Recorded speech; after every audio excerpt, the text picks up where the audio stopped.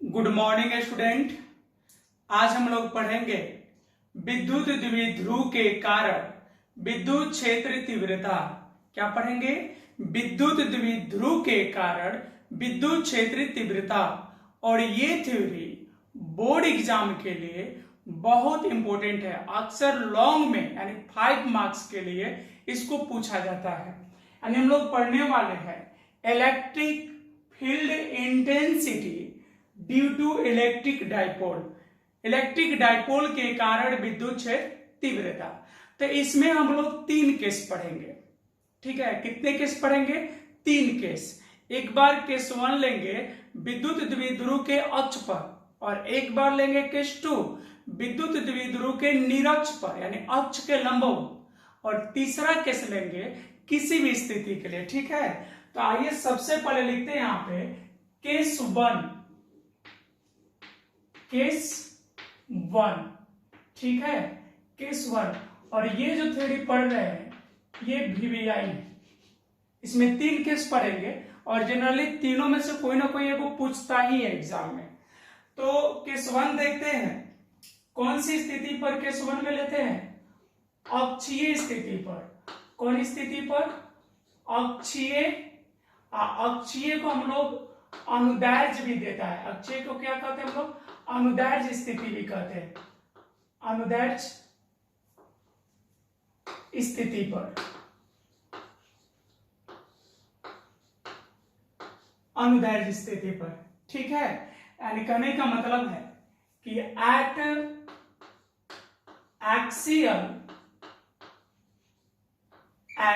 Axial position,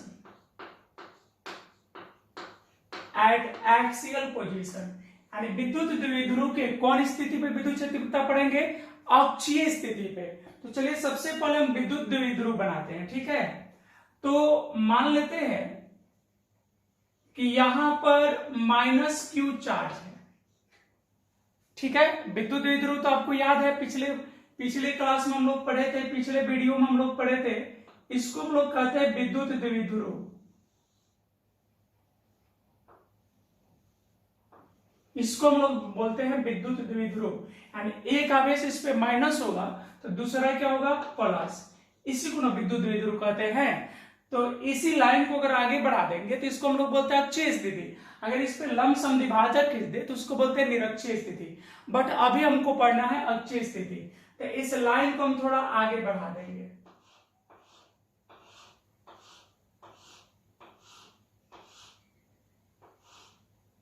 ठीक है, line को आगे बढ़ा दिए। अब हमको पढ़ना है, मान लेते हैं ये मध्य बिंदु है इसका। अब मध्य बिंदु को हम लोग क्या लिखे थे? O। इस पॉइंट को लिखे थे A और इसको लिखे थे B। यानी AB एक क्या हो गया? विद्युत द्विध्रुव हो गई। AB क्या हो गया? विद्युत द्विध्रुव। आधी लंबाई को O से A को L माने थे और O से B को L माने थे। टोटल दूरी था 2L। ठीक है, टोटल दूरी था 2L। अब मान लेते हैं कि इस मध्य बिंदु से कितनी दूरी पर? R दूरी पर। मध्य बिंदु से कितनी दूरी पर? R दूरी पर। मध्य बिंदु से R दूरी पर एक बिंदु P है। एक बिंदु क्या है? P है। और इसी P बिंदु पर हमको परिणामी विद्युत क्षेत्र तीव्रता चाहिए। तो जिस बिंदु पर विद्युत क्षेत्र तीव्रता निकालना होता है वहां पर हम लोग +1 रख देते हैं। क्या रख देते हैं? +1। क्योंकि विद्युत क्षेत्र में एकांक धनात्मक आवेश पर लगने वाले बल को हम लोग क्या कहते हैं? विद्युत क्षेत्र तीव्रता। तो जिस बिंदु पर विद्युत क्षेत्र तीव्रता निकालनी है वहां पे +1 चार्ज रख दिए।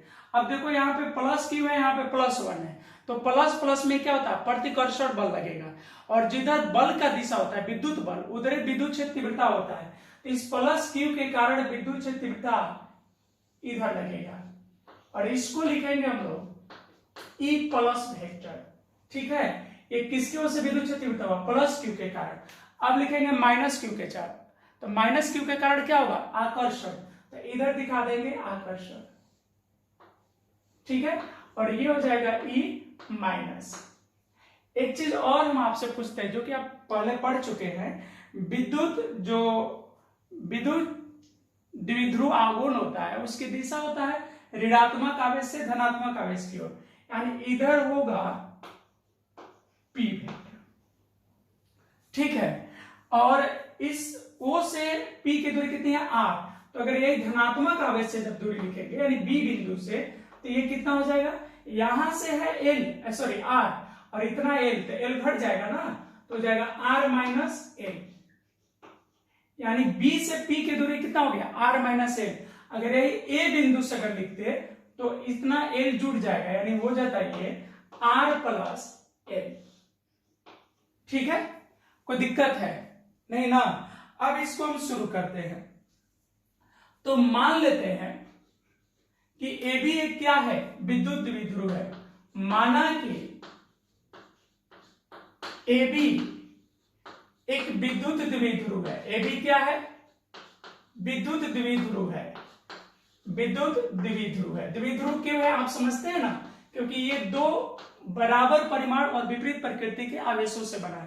तो AB एक विद्युत द्विध्रुव है जिसका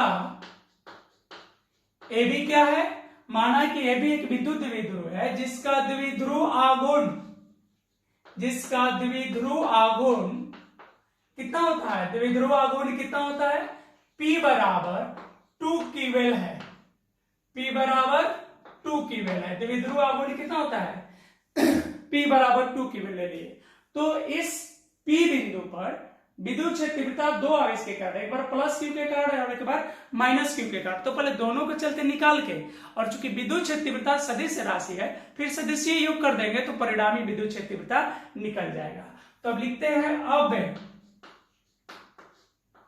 किसके कारण, प्लस क्यू आवेश के कारण, प्लस क्यू आवेश के कारण कहां पर, बिंदु P पर, बिंदु P पर विद्युत क्षेत्र तीव्रता होगा, विद्युत क्षेत्र तीव्रता होगा। ठीक है, विद्युत क्षेत्र तीव्रता होगा किसके कारण, प्लस क्यू का आवेश के कारण। तो पहले विद्युत क्षेत्र तीव्रता का सूत्र होता है E बराबर के भी लिख सकते हैं, 1/4 पाई एप्सिलॉन नॉट भी लिख सकते हैं। तो चलो हम हवा के लिए साधारण सूत्र बनाते हैं। तो जाएगा 1/4 pi epsilon not, Q plus Q का परिमाण प्लस ही क्यू होगा, अब बटा में आर स्क्वायर। तो प्लस क्यू यहां से लेके यहां, तो दूरी बीपी हो जाएगा। क्या हो जाएगा, बीपी। बीपी इसका हम ले लेंगे स्क्वायर। तो ये हम परिमाण लिखे हैं। अगर इसको वेक्टर फॉर्म में लिख दें तो हो जाएगा E वेक्टर बराबर 1/4 pi epsilon not Q, BP का मान कितना है R माइनस एल। देख लो B से P का दूरी कितना है R माइनस एल, तो यहां हो जाएगा R माइनस एल का होल स्क्वायर। और चूंकि ये वेक्टर दे दे तो इसकी ये तो परिमाण हुआ, परिमाण के साथ साथ दिशा होगा। तो प्लस क्यू के कारण विद्युत क्षेत्र तीव्रता बाहर की ओर है, यानी B से P की ओर है। तो यहां लिख देंगे बीपी की ओर, बीपी की ओर, दिशा किधर हो गया बीपी की ओर। एक चीज और, आप चाहते तो जब हम बीपी की ओर लिखे दिशा, वहां पर आप लिख सकते थे प्लस आई, क्योंकि अगर इसको मूल बिंदु माने तो मूल बिंदु से दाईं ओर होता है प्लस एक्स, इसलिए प्लस आई, अब बाईं ओर होता है तो माइनस आई भी लिख सकते हैं, कोई प्रॉब्लम नहीं है। तो अब ये हो गया प्लस क्यू आवेश के कारण बिंदु P पर, प्लस क्यू आवेश के कारण बिंदु P पर विद्युत क्षेत्र तीव्रता हो गया। अब इस P पर माइनस क्यू के कारण लिखेंगे, तो हो जाएगा तथा कहां पर, माइनस क्यू आवेश के कारण, तथा माइनस क्यू आवेश के कारण बिंदु P पर, बिंदु P पर विद्युत क्षेत्र तीव्रता होगा, विद्युत क्षेत्र तीव्रता होगा। देखिए ये किसकी वजह से निकाले थे, ये प्लस क्यू की वजह से निकाले थे। अब हम किसकी वजह से निकाल रहे हैं, माइनस क्यू। तो सूत्र लिखते हैं E, और इसको माइनस, इसको प्लस मान लेते हैं, ठीक है, E प्लस, ये E प्लस वेक्टर मान लेते हैं, और इसको लिख ले E माइनस। तो पहले परिमाण बताइए, तो सूत्र हो जाएगा 1/4 pi epsilon not, minus Q, तो इसका भी मोड़ लोगे तो प्लस ही क्यू होगा, अब आप कह सकते हैं कि सर मॉड क्यू, क्योंकि विद्युत क्षेत्र तीव्रता विद्युत बल से परिभाषित हुआ था। नहीं, तब लिखे थे E बराबर F बटा Q, और F में दोनों आवेशों का परिमाण लेते थे, इसलिए वहां ऋणात्मक का सवाल ही नहीं होता है। अब दूरी चाहिए माइनस Q के चलते, तो ये दूरी हो जाएगा A से P ना, तो AP भी लिख सकते हैं या PA भी लिख सकते हैं, AP का स्क्वायर। अब फिर इसको वेक्टर फॉर्म में कर देते हैं, ये हो जाएगा E minus vector equal to 1/4 pi epsilon naught Q। अब बटा हो जाएगा, इसका दूरी बताओ, यहां से यहां चाहिए, तो ये है R प्लस L का होल स्क्वायर, और इसका दिशा B से B की ओर है, किधर है, यानी PB की ओर। ठीक है, तो ये जो विद्युत क्षेत्र तीव्रता है ये धनात्मक आवेश के कारण है, ठीक है, और ये जो विद्युत क्षेत्र तीव्रता है ये किसकी वजह से, ऋणात्मक आवेश के कारण। ठीक है, इतना आपको समझ में आ रहा है। अब इसको देखते हैं आगे, यहां तक स्पष्ट है, अब इसको आगे देखेंगे हम लोग। तो धनात्मक आवेश के कारण विद्युत क्षेत्र तीव्रता हुआ E प्लस वेक्टर, और ऋणात्मक आवेश के चलते हुआ E माइनस वेक्टर। तो बिंदु P पर एक साथ दो विद्युत क्षेत्र तीव्रता हो गया, और विद्युत क्षेत्र तीव्रता क्या है, सदिश राशि है, तो हम लिख रहे हैं अतः बिंदु P पर, अब निकाल देते हैं यहां पे क्या, परिणामी, अतः बिंदु P पर परिणामी विद्युत क्षेत्र तीव्रता होगा, परिणामी विद्युत क्षेत्र तीव्रता होगा, परिणामी विद्युत क्षेत्र तीव्रता होगा। तो विद्युत क्षेत्र तीव्रता को परिणामी को मान लेते हैं, क्या मान लेते हैं, E वेक्टर। तो E वेक्टर इक्वल टू हो जाएगा E प्लस वेक्टर, यहां पर फिर प्लस E माइनस वेक्टर। ठीक है, तो अब इनका परिमाण बीच के कोण पे निर्भर करेगा। अगर कोण हुआ 0 डिग्री, मतलब अगर दोनों E प्लस और E माइनस दोनों एक ही दिशा में होगा तो थीटा का मान 0 हो जाएगा, और जब थीटा 0 होगा तो R बराबर होता है A प्लस बी, यानी परिमाण होता है परिणामी सदिश का परिमाण होता है R बराबर A प्लस बी, महत्तम मान। अगर दोनों एक दूसरे के विपरीत हुआ तो थीटा का मान 180, और उस स्थिति में मान होता था न्यूनतम, तो परिणामी सदिश का परिमाण होता था R बराबर A माइनस बी। तो यहां देखिए, तो E प्लस है बाहर की ओर और E माइनस है अंदर की ओर, तो यहां तो विपरीत हो गया, और जब विपरीत होगा तो थीटा का मान हो जाएगा 180 डिग्री।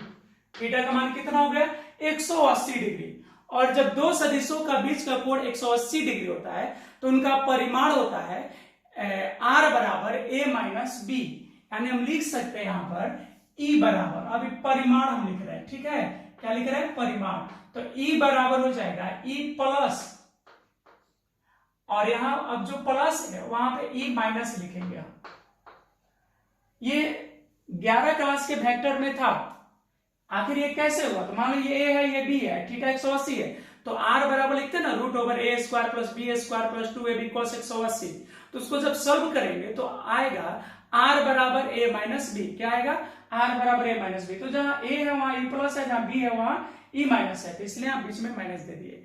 अब आपके पास E प्लस और E माइनस दोनों का मान है ना, तो आप बताइए E प्लस का मान आप कितना निकाले थे, तो E प्लस का मान निकाले होंगे 1/4 पाई एप्सिलॉन नॉट, तो मान बताइएगा, और फिर लिखेंगे Q अब बटा R माइनस L का होल स्क्वायर। देखो तो E प्लस का मान यही था ना, और फिर हो जाएगा यहाँ पे minus 1/4 pi epsilon naught Q, ये E माइनस का मान लिख रहे हैं, तो E माइनस का मान होगा Q बटा R प्लस L का स्क्वायर। ठीक है, अब दोनों में कुछ कॉमन है तो कॉमन हम निकाल लेते हैं, तो दोनों में एक चीज देखो, Q दोनों में है तो Q निकाल लिए, अब बटा में 4 पाई एप्सिलॉन नॉट दोनों में, तो ये भी कॉमन कर लिए। ठीक है, तो यहां पे क्या बच गया, तो यहां पे बच गया 1 बटा में R माइनस L का स्क्वायर, और फिर यहां क्या हो गया, क्या हो गया, माइनस, और 1 बटा में R प्लस L का स्क्वायर। ठीक है, तो ये तो एक तरह से क्या हो गया, बटा के जोड़ हो गया, इसको सिंप्लीफाई कर दीजिए आप, तो E इज इक्वल टू हो जाएगा, E इज इक्वल टू क्या हो जाएगा बताइए, अब हो जाएगा E is equal to Q बटा में 4 पाई एप्सिलॉन नॉट, इतना तो होगा। ठीक है भाई, और ये दोनों का एलसीएम लेंगे तो ये तो गुना में आ जाएगा 1/x है प्लस 1/y, तो एक्स वाई हो जाता है ना, अलग अलग रहता है तो यहाँ पे दोनों का एलसीएम हो जाएगा, कितना हो जाएगा r माइनस एल का स्क्वायर आई इंटू आर प्लस एल का स्क्वायर, यही हो जाएगा। फिर ये वाला यहाँ हो जाएगा, हो जाएगा आर प्लस एल का स्क्वायर, जैसे इतना में इससे भाग देंगे तो ये बच जाएगा, और फिर ये वाला यहाँ आ जाएगा माइनस आर माइनस एल का होल स्क्वायर, यही होगा ना। अब थोड़ा सा आगे बढ़ा लेते हैं और आगे सॉल्व करते हैं, तो E इज इक्वल टू हो जाएगा Q upon 4 pi epsilon not. ठीक है भाई, किसी को कोई परेशानी नहीं होनी चाहिए। तो अब इसको तोड़ देते हैं, ए प्लस बी का होल स्क्वायर और ये हो जाएगा ए माइनस बी का होल स्क्वायर। तो पहले इसको लिखेंगे तो ये ए माइनस बी का स्क्वायर इंटू ए प्लस बी का स्क्वायर, तो ऐसे देखिए ए माइनस बी इंटू ए प्लस बी तो होता है ए स्क्वायर माइनस बी स्क्वायर, तो लिखते हैं आप दोनों का स्क्वायर क्योंकि होल स्क्वायर है। अब यहाँ पे तोड़ देते हैं तो ये हो जाएगा r square plus l square plus 2RL होगा ना। अब माइनस ये हो गया ए माइनस बी का, तो हो जाएगा r square plus l square minus 2RL। ठीक है, देखो तो यहां तक किसी को कोई प्रॉब्लम है, यहां तक उतारिए फिर उसको आगे बढ़ाते हैं। ठीक है, आराम से देखो, एकदम सिंप्लीफाई है, एक भी स्टेप नहीं छोड़े, एकदम एक एक स्टेप करके बताए। अब देखते हैं भाई यहाँ पे, तो यहां पर अगर गौर करें तो ये माइनस जो है ये पूरे तीनों टर्म में गुना होगा, तो जब तीनों गुना होगा तो जो प्लस है वो माइनस हो जाएगा और माइनस वाला प्लस हो जाएगा। तो यानी कहने का मतलब है कि यहाँ माइनस आर स्क्वायर है या माइनस एल स्क्वायर है, तो ये plus r square plus l square minus r square minus L square क्या होगा, कट जाएगा, और ये माइनस माइनस क्या हो जाएगा प्लस, तो यहाँ हो जाएगा प्लस 2RL प्लस 2RL, तो कितना हो जाएगा, तो इसको हम लिख सकते हैं E इज इक्वल टू, पूरा लिख दे क्या, चलो पूरा लिख देते हैं ना तो कहोगे कि समझ में नहीं आया, इसलिए पूरा लिख देते हैं। तो E बराबर कितना हो जाएगा Q बटा 4 पाई एप्सिलॉन नॉट, ये तो हो गया। अब उसके बाद ऊपर देखते हैं तो हो जाएगा r square plus l square plus 2RL हो जाएगा, और यहां हो जाएगा minus r square minus L square अब प्लस 2RL। समझ रहे हैं क्यों, क्योंकि ये माइनस से गुना कर दिए, अपॉन हो जाएगा, अपॉन कितना r square minus L square फिर पूरा का हो जाएगा होल स्क्वायर। ठीक है, तो यहां पे गौर करो, ये प्लस आर स्क्वायर ये माइनस आर स्क्वायर, ये प्लस एल स्क्वायर ये माइनस एल स्क्वायर क्या होगा, कट जाएगा। तो अब क्या बच गया, तो E इज इक्वल टू बच गया, E इज इक्वल टू हो गया Q बटा में 4 पाई एप्सिलॉन नॉट, क्या रह गया E is equal to Q बटा में 4 पाई एप्सिलॉन नॉट, और ऊपर रह गया 4RL, कितना रह गया 4RL अब बटा में R square minus L square फिर पूरा का होल स्क्वायर, यही है ना। अब इसको ऐसे भी हम लिख सकते हैं E is equal to 1/4 pi epsilon naught, ये इलेक्ट्रोस्टैट का एक रिजर्व कांस्टेंट है, ये बहुत बार आएगा इलेक्ट्रोस्टैट में, और इसका वैल्यू भी आप जानते हैं 9 × 10⁹। अब क्या है कि यहाँ पे 4 है, तो ध्यान दीजिएगा यहाँ पे क्या है 4 है, तो क्या 4 को हम ऐसे लिख सकते हैं 2 × 2 4 को, और फिर ये Q को हम यहाँ ले रहे हैं, कोई प्रॉब्लम है, यहाँ पे तो गुना में ही है, तो 2QL हो गया, और इंटू हम R अलग कर दे रहे हैं, समझ रहे, ये 2 दूनी 4 QLR सभी टर्म लिख दिए, अपॉन हो जाएगा upon R square minus L square पूरा का होल स्क्वायर। तो 2QL किसका मान था, आप जब इस थ्योरी को जब हम प्रारंभ किए हैं तो वहां पे देखिए लिखे हैं जिसका द्विध्रुव आघूर्ण P बराबर 2 क्यूएल है, तो जो 2 क्यूएल है वह विद्युत द्विध्रुव का द्विध्रुव आघूर्ण है। इस द्विध्रुव का क्या था, द्विध्रुव आघूर्ण है। और इसको हम लोग क्या लिखते हैं, इसको हम लोग लिखते हैं P। ये जो वर्ड आया है इसको हम लोग क्या लिखते हैं, P लिखते हैं। तब हो जाएगा E इज इक्वल टू क्या सूत्र आ गया, E is equal to 1/4 pi epsilon naught, 1/4 pi epsilon naught 2p r। अब बटा में हो गया r square minus l square फिर पूरा का होल स्क्वायर। ठीक है, और ये हो गया आपका इस स्थिति का जनरल फॉर्मूला। इस स्थिति का ये क्या हो गया, जनरल फॉर्मूला। अगर मान लिया जाए इसमें L जो था क्या था, विद्युत द्विध्रुव की लंबाई, तो विद्युत द्विध्रुव तो बहुत कम दूरी पे एक सिस्टम है, बहुत कम दूरी पे एक अरेंजमेंट है। तो अगर L का मान इस R से बहुत छोटा हो जाए तो क्या होगा, जैसे हम अगर कहे कि यदि R much much greater than L, मतलब R का मान L से बहुत बड़ा हो, तो अगर R बहुत बड़ा हो जाए L से और यहाँ पे जोड़ या घटाव रहे तो इसको नगण्य कर लेंगे हम लोग। तो यदि R much much greater than L हो तो L को हम लोग क्या मान लेंगे, L को नगण्य माना जाता है। नगण्य मतलब 0 मान लेते हैं, N को नगण्य माना जाता है। इसको नगण्य कब मानेंगे, नगण्य माना जाता है कब, जब R का मान L से बहुत अधिक हो। तो उस स्थिति में अब E का सूत्र हो जाएगा, तो गौर कीजिएगा E इज इक्वल टू, तो ये तो लिखेगा 1/4 पाई एप्सिलॉन नॉट, तो E इज इक्वल टू हो जाएगा 1/4 पाई एप्सिलॉन नॉट। ठीक है, और ऊपर कितना बच जाएगा 2pr, ऊपर हो गया 2pr, अब बटा में हो गया, अब ये L खत्म हो गया तो R स्क्वायर का स्क्वायर, तो R का पावर 4 हो जाएगा, और R के पावर 4 को हम लिख सकते हैं R³ इंटू R, ये R का पावर 4 है। ठीक है, तो इसमें से एक R तो कट जाएगा, तो आपका जो सूत्र बचेगा वो क्या हो गया, E is equal to 1/4 pi epsilon naught 2p बटा में R³, 2p बटा में R³। ये जो सूत्र है ये तब लगेगा जब R बहुत बड़ा हो और L बहुत छोटा हो। ठीक है, और विद्युत क्षेत्रफलता का परिमाण तो हो गया, अब हमको चाहिए दिशा। विद्युत क्षेत्रफलता का क्या चाहिए, दिशा। तो आप गौर करेंगे जो E का मान निकाले हैं वह कैसे आया था, E कैसे आया था, तो E जो हम लोग निकाले थे वह था E plus minus E minus.